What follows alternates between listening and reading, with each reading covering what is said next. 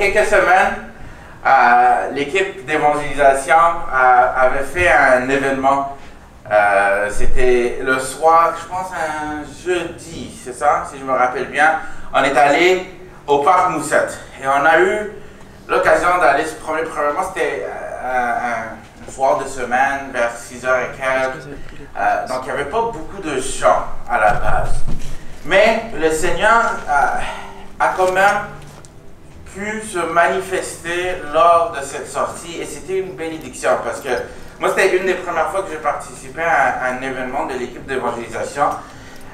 Ils ont oublié de m'inviter dans le passé. Mais c'était vraiment une belle occasion parce qu'on a pu partager nos témoignages, on a pu parler aux gens, on a pu rencontrer différentes personnes. Et le Seigneur a vraiment permis qu'on puisse avoir des conversations intéressantes. Il y avait, je pense, 2 Jason. Il y avait un jeune qui connaissait notre KJ international. On a rencontré des jeunes qui allaient à l'université à l'UQO et toutes sortes de personnes. Et pendant cet événement, le Seigneur m'avait vraiment parlé par rapport à un sujet. Et donc ce matin, la raison pourquoi je vous en parle, c'est pas pour faire la publicité de l'équipe. Je sais qu'ils travaillent très fort et je remercie le Seigneur pour tous les efforts qu'ils mettent toutes les semaines pour aller partager le message que Dieu a déposé dans leur cœur. Mais à travers cet événement, le Seigneur m'a vraiment parlé. Il m'a rappelé qu'il y a un lien entre notre service. Vous savez, la thématique de cette année, c'est servir dans l'excellence. Il y a un lien entre notre témoignage, raconter notre témoignage et servir dans l'excellence. Et qu'est-ce que je veux dire par cela? C'est qu'on peut servir Dieu par notre témoignage. Mais ça veut dire quoi, servir Dieu par notre témoignage?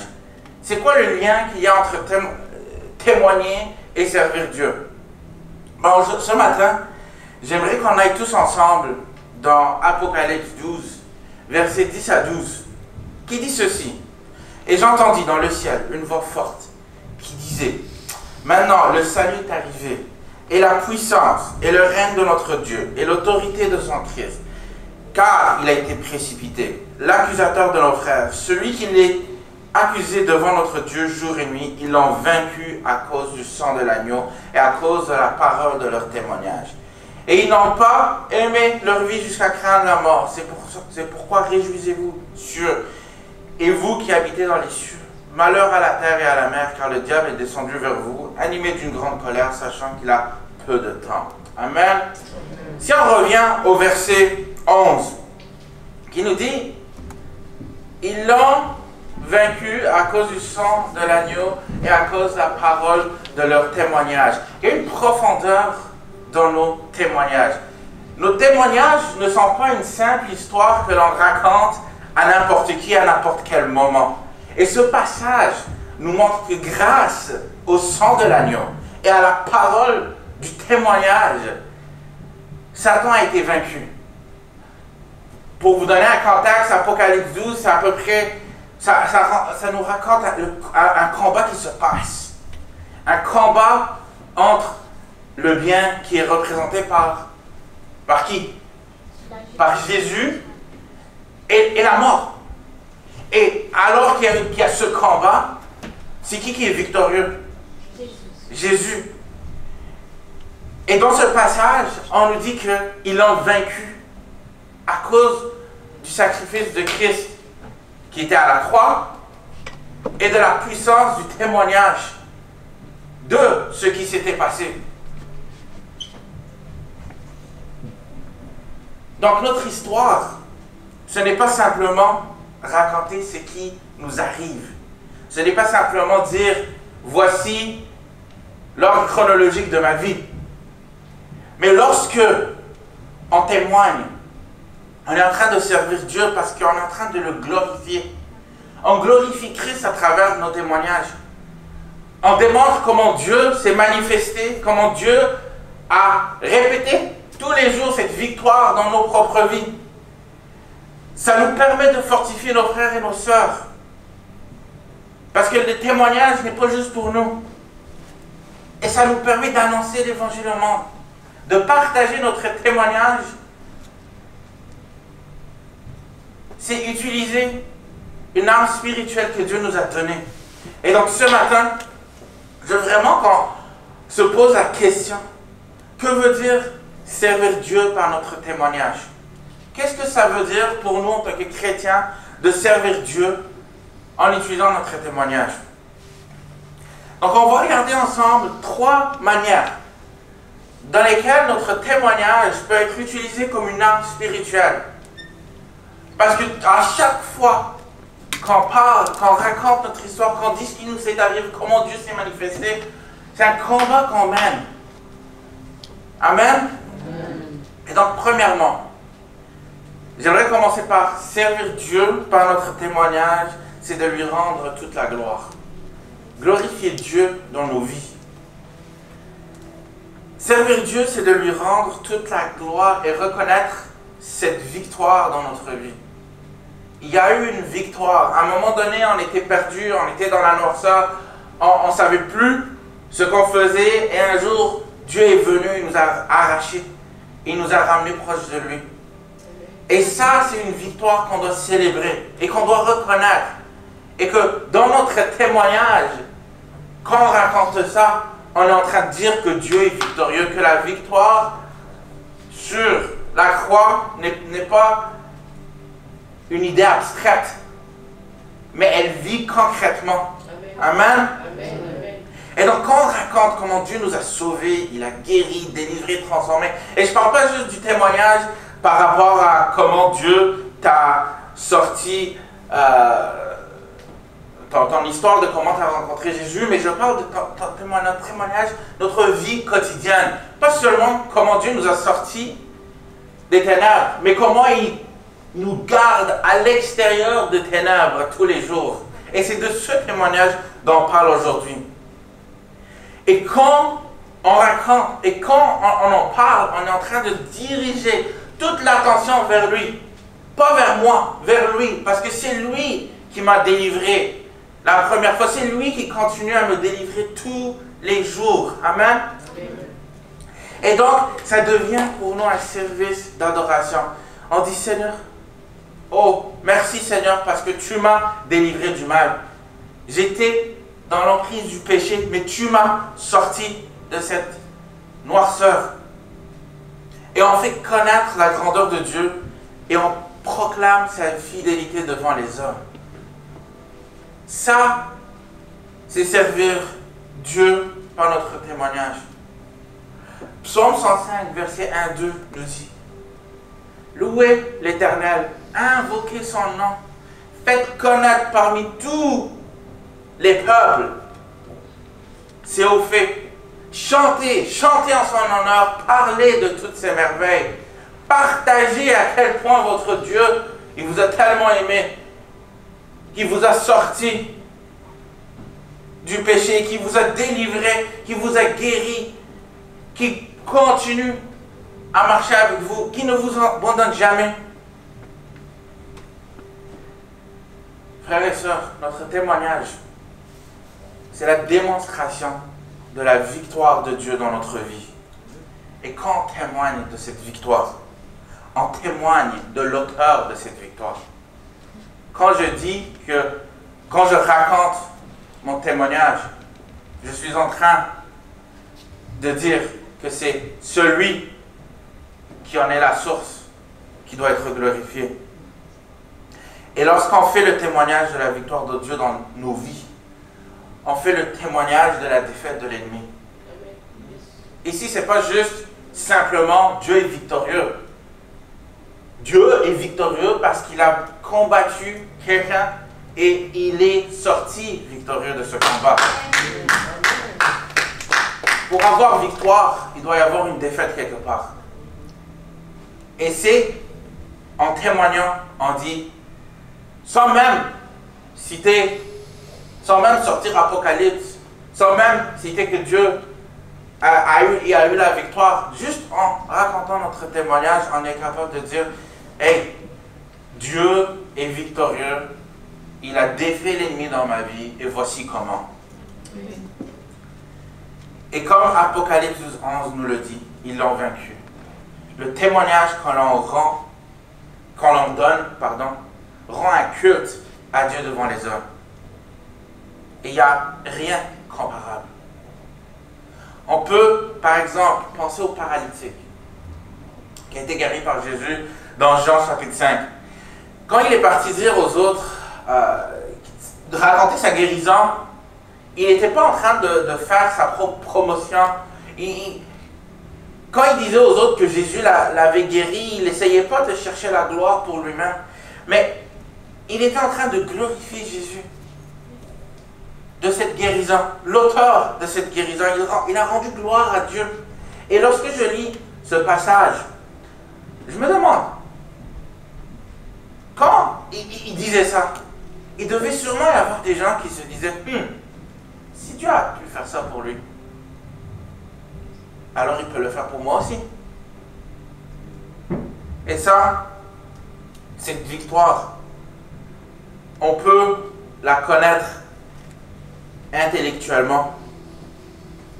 On peut être capable d'écrire des gros travaux là-dessus, sur c'est quoi la victoire de Dieu et faire de la théologie. Mais si on ne l'a pas vécu dans nos propres vies, si on ne continue pas à la vivre dans nos propres vies, est-ce qu'on la connaît? Est-ce qu'on sait ça veut dire quoi? Alors frères et sœurs, chaque fois que nous témoignons, on met l'ennemi à la honte. Il est dans la honte, car nous proclamons que la victoire appartient à Jésus. Qu'il est celui, qu'il est le chemin, qu'il est la vérité, qu'il est la vie. Que peu importe ce qui se passe dans ma vie, il est présent, il se manifeste, il bouge dans ma vie. Par notre témoignage n'est pas cette simple histoire. Elle est la manifestation, elle est la continuation de ce que Dieu a commencé il y a 2000 ans et qu'il continue à faire aujourd'hui. Amen. Et vous, nous, on fait partie de cette histoire. On fait partie de cette continuité. Que Dieu continue à œuvrer dans nos vies. Que la victoire de Dieu continue à être présente dans nos vies. Donc ne perdons pas de vue nos témoignages. Rendons gloire à Dieu quand il se manifeste. Et utilisons nos témoignages au service de Dieu. Amen. Amen. La deuxième manière qu'on peut servir Dieu par notre témoignage, c'est l'édification de frères et sœurs. Dans nos vies de tous les jours, on est sauvé, on est chrétien, on croit, on va à l'église, mais ça ne veut pas dire qu'on est à l'abri des défis, des circonstances, des problèmes. Ça ne veut pas dire que on est soudainement, on ne connaît plus le malheur. Ça veut juste dire que Dieu est avec nous. Frères et sœurs, notre témoignage n'est pas seulement pour nous. Donc si je ne partage pas mon témoignage, je ne permets pas à mes frères et sœurs de s'édifier. Il n'est pas seulement non plus pour les gens de l'extérieur. Notre témoignage est au service de Dieu, même au sein de l'Église. Ouais. Et c'est un service que nous rendons à l'Église et au corps de Christ. Dans 2 Corinthiens 1, 3, 4, qui nous dit: béni soit Dieu, le Père des miséricordes et le Dieu de toute consolation, qui nous console dans toutes nos afflictions, afin que, par la consolation dont nous sommes l'objet de la part de Dieu, nous puissions consoler. Qui? Ceux qui se trouvent dans quelque affliction. Qui nous console dans toutes nos afflictions, afin que par la consolation dont nous sommes l'objet de la part de Dieu. Le témoignage vient d'être créé parce que maintenant, on a quelque chose à témoigner parce que Dieu vient de nous consoler. Nous puissions maintenant consoler ceux qui se trouvent dans cette affliction. Par notre témoignage, ce n'est pas, Dieu ne nous a pas consolés juste pour qu'on puisse être consolés tout simplement, mais que cette consolation ensuite puisse servir pour nos frères et sœurs. Amen. Et donc quand Dieu nous relève, ce n'est pas seulement pour nous, c'est pour que nous puissions aider, relever et encourager quelqu'un d'autre. Si on est une famille, si on parle souvent de l'image de la famille, la famille donne toujours l'image de personnes qui sont plus rapprochées. Mais si on ne se parle pas, si on ne dit pas ce que Dieu fait dans nos vies, est-ce qu'on est vraiment proche? Et donc c'est comme un feu. Voici l'image. Quand ma flamme est faible, une autre flamme peut venir l'attiser. Et nos témoignages sont ces flammes qui rallument la foi des autres. Si moi, je vis par des moments difficiles et que j'entends que mon frère a été libéré d'un autre moment, je veux dire, si Dieu peut faire pour lui, il peut faire pour moi. Amen. Et on sert Dieu à chaque fois qu'on encourage quelqu'un en lui rappelant que Dieu est capable. Parce que vous l'avez vu agir dans vos vies. Quand on voit Dieu agir dans nos vies et qu'on témoigne de cette action dans nos vies, à nos frères, à nos sœurs, on leur dit, hey, peu importe ce que tu vis, peu importe ce qui se passe, Dieu agit, il agit peu importe et il va agir dans ta vie. Amen. 1 Thessaloniciens 5,11 nous dit, c'est pourquoi exhortez-vous réciproquement et édifiez-vous les uns les autres, comme en réalité vous le faites. J'ai une question pour nous ce matin. Qui ici a déjà été encouragé par le témoignage d'un frère ou d'une sœur? Qui ici a entendu ce que Dieu faisait quelque part, que ce soit dans la vie d'un frère ou d'une sœur, proche ou loin, et s'est dit, si Dieu peut faire pour elle ou lui, il peut faire pour moi. Et ça c'est ce que l'importance de notre témoignage. En racontant ce que Dieu fait dans nos vies, sans le réaliser, on est en train de servir nos frères et nos sœurs, en les fortifiant, en les édifiant, en leur disant, hey, Dieu agit, il est encore là. Peu importe la circonstance, les problèmes, il va se manifester, il va se glorifier. N'aie pas peur, ne lâche pas. Servir Dieu par notre témoignage, lorsqu'on le partage, permet à tous ceux qui sont autour de nous, donc de recevoir. Et on peut des fois se dire, oh ouais, mais Dieu n'agit pas dans ma vie. On peut peut-être, quand on nous dit, est-ce que vous avez des témoignages, par exemple, Tata Déconné, les mardis à la rencontre de prière, elle vient et dit, bon, est-ce qu'il y a des témoignages? On peut facilement dire, Dieu n'a rien fait de miraculeux. Mais notre vie, le fait qu'on se réveille tout le matin, le fait qu'on est ici, qu'on se rencontre, qu'on peut prier, le louer, c'est un témoignage. Le fait que, peu importe ce qui se passe, le fait que on conduit et qu'on n'est pas rentré dans des accidents, c'est un témoignage. On peut penser qu'il y a des choses qui apparaissent. Vous savez, on dit souvent, on veut vivre dans l'impossible pour que ça devienne. Et que quand on vit tellement dans le supernaturel, ça devient notre naturel.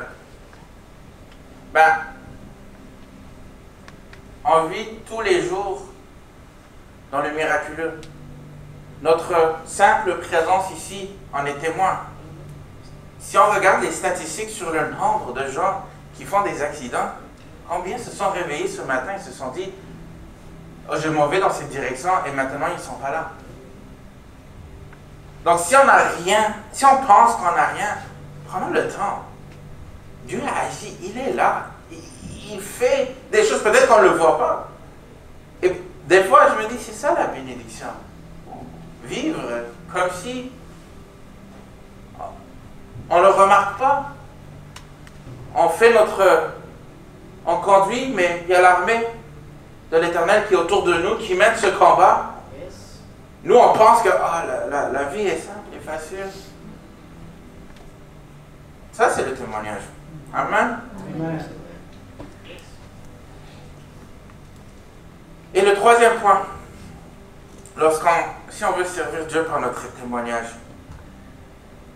c'est d'annoncer l'Évangile. Le témoignage, quand on raconte notre témoignage à nos frères et sœurs, c'est pour les édifier. Mais quand on parle avec des personnes de l'extérieur, on est en train d'annoncer l'Évangile. Quand on dit, moi je vais évangéliser, on ne vient pas avec la Bible et on commence à frapper les gens. Là. On ne vient pas commencer à sortir des versets après versets après versets après versets. Juste notre témoignage, c'est dire à la personne, voici ce que Dieu, qui est Dieu, voici ce que Dieu fait dans ma vie, voici pourquoi il le fait. Regardons dans Actes 1:8 ensemble. Mais vous recevrez une puissance, le Saint-Esprit, survenant sur vous. Et vous serez mes témoins, mes prédicateurs, mes podcasteurs à Jérusalem, dans toute la Judée, dans la Samarie jusqu'aux extrémités de la terre. Je ne vais pas aller, et souvent, des fois, quand j'entends, bon, c'est peut-être plus maintenant le cas aujourd'hui, mais il y a une éternité, quand j'étais encore à l'université, ça fait quand même 15 ans de cela, il y avait à l'université d'Ottawa une personne qui se mettait sur une boîte, qui avait un micro avec un speaker, puis qu'il se mettait à lire la parole de Dieu. Puis après ça, quand les gens venaient le voir pour lui dire « Qu'est-ce que tu fais ?», il se mettait à juste raconter son témoignage. Et je l'avais... et il faisait ça parce qu'il y avait un gars qui vendait des hot dogs. Pour ceux qui sont allés à l'Université d'Ottawa, ils connaissent le gars saucisse sur le coin de Laurier. Il y a une traverse piétonnière à côté d'un des édifices qui s'appelle Tabaré à l'Université d'Ottawa. Mais il allait sur sa boîte, il commençait à lire la Bible, mais quand les gens l'approchaient pour poser des questions, il arrêtait de lire sa Bible, il la mettait de côté, puis il commençait à raconter comment Dieu l'a sauvé. Raconter ce que Dieu faisait dans sa vie. Et j'ai toujours trouvé ça particulier, parce que je me suis dit, pourquoi est-ce qu'il fait ça comme ça? Parce souvent on est plus habitué à des gens, des débats, des débats théologiques, des questions sur ce que ça veut dire, pourquoi est-ce que Dieu nous a créés, ou vraiment les grandes questions philosophiques. Mais lui, il rendait ça vraiment simple. Il ne faisait que raconter ce que Dieu faisait dans sa vie. Et c'est en lisant Acte 1:8 que je me dis, peut-être qu'il y a quelque chose là-dedans. Parce que quand Jésus a envoyé les disciples, il dit, quand vous allez recevoir cette puissance, vous n'allez pas soudainement commencer à juste prêcher, mais vous allez être mes témoins. Vous allez raconter ce que vous avez vu, ce que je vous ai enseigné, vous allez aller le partager. Et il ne dit pas, vous serez mes prédicateurs. Et donc, qu'est-ce qu'un témoin?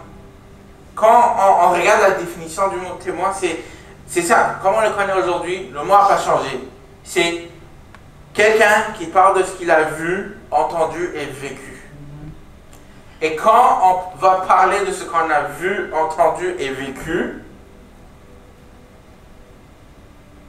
on va aller rejoindre les gens. Et notre témoignage devient alors cet outil d'évangélisation très puissant. Pourquoi? Quand on va discuter de la théologie, on peut débattre intellectuellement sur ce qui est dans la Bible, par exemple. On peut avoir des grandes discussions sur la création, l'ordre de la création. On peut aller vraiment dans tous les sens. Mais il y a quelque chose qui se passe quand on raconte notre témoignage. Quand on partage ce que Dieu a fait dans notre vie. Ça devient très difficile pour nous de nier ce que Dieu a fait. Quand quelqu'un entend, il ne peut pas venir commencer à débattre parce que c'est ton histoire personnelle. C'est ce que toi tu as vécu. Il n'y a pas objet à conversation. Et quand vous dites « Jésus m'a sauvé », et quand je le dis, personne ne peut nous l'enlever, personne ne peut questionner.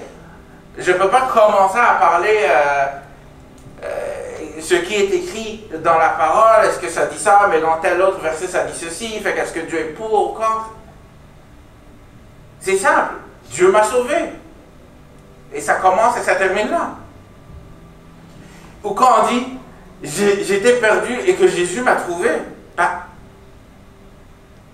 ok, c'est ton histoire, c'est comme ça, c'est ce que tu as vécu. Et donc quand on partage notre témoignage, ça devient une semence qu'on plante dans le cœur de la personne. Et comme je vous parlais du paralytique qui est allé rencontrer, puis à chaque fois qu'on raconte notre témoignage et qu'on sert Dieu par notre témoignage, on est en train de planter des semences parce que peut-être que l'intellectuel n'a toujours pas encore saisi ce qui vient de se passer. Mais il y a des semences qui ont été plantées parce que si Dieu l'a fait pour lui, pourquoi il ne peut pas faire ça pour moi aussi? Et notre témoignage, c'est cette manifestation directe de l'action de Dieu. Je n'ai pas besoin de te dire, Dieu est encore, il vit, Dieu, il agit. Je vais juste te dire, voici ce que Dieu a fait pour moi cette semaine, ou voici ce que Dieu a fait dans ma vie. Par ça, je n'ai même pas besoin de dire que Dieu vit. Parce que, en témoignant de la vie de Dieu dans ma vie, de l'action de Dieu, des choses qu'il fait pour moi, je démarre. Et déjà, je commence à dire à la personne, Dieu est vivant. Le Dieu dans lequel je crois est un Dieu vivant. Amen. Et donc, souvent, on pense avoir besoin d'un micro, d'un diplôme de théologie, et c'est ça la beauté du témoignage, c'est que c'est une histoire qui nous appartient, c'est notre vérité, c'est à nous. Et on n'a pas besoin d'avoir des études avancées pour être capable d'interpréter ce que Dieu fait dans nos vies. Non, voici ce que Dieu a fait dans ma vie, point final. Voici ce qu'il a fait cette semaine, voici comment il a agi, voici comment il m'a délivré, voici comment il m'a guéri. On a seulement besoin de dire, voilà ce que Jésus a fait dans ma vie. Et souvent, en parlant de notre témoignage, en témoignant de ce que Dieu fait, on peut faire taire tous ces grands débats sur la Bible. Ne pas perdre notre temps sur les grandes questions philosophiques, mais de partager son témoignage. Quand tu partages ton témoignage, il n'y a personne qui va te le nier. On ne peut pas dire que c'est faux. On peut juste dire, c'est ton expérience, c'est ce que tu as vécu. Il devient donc une semence dans le cœur de la personne qui le reçoit. Et si on regarde, par exemple, l'exemple de la femme samaritaine, elle n'a pas prêché, elle n'a pas commencé pas à enseigner, elle a tout simplement dit, venez voir un homme qui m'a dit tout ce que j'ai fait, et toute la ville était venue vers Jésus. Elle a dit, regardez, voici le témoignage que j'ai, regardez ce qu'il a fait, voici comment il m'a guéri, Voici comment il m'a délivré. Et ça s'est limité à ça. Pourquoi? Parce qu'il n'y a pas besoin de rien d'autre. Parce que quand je raconte mon témoignage, quand je partage avec quelqu'un que je ne connais pas, ce que Dieu fait, qui va pouvoir me le nier? Et donc en conclusion, frères et sœurs, n'oublions pas, servir Dieu par notre témoignage, on est en train de le glorifier. On est en train d'édifier l'Église. Et on annonce l'Évangile à tous ceux qui ne connaissent pas. Notre témoignage est précieux. Il a de la valeur. Car il proclame la victoire de Dieu dans notre vie. Amen. Et donc, j'aimerais nous lancer un défi ce matin. Concret, cette semaine, partageons notre témoignage avec au moins une personne. Et il ne faut pas chercher à compliquer les choses. Il ne faut pas chercher à spiritualiser. Il ne faut pas chercher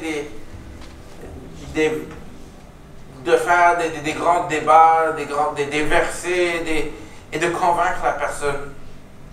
Simplement dire, voici ce que Jésus a fait pour moi. Voici comment Dieu m'a délivré. Voici comment Dieu m'a sauvé.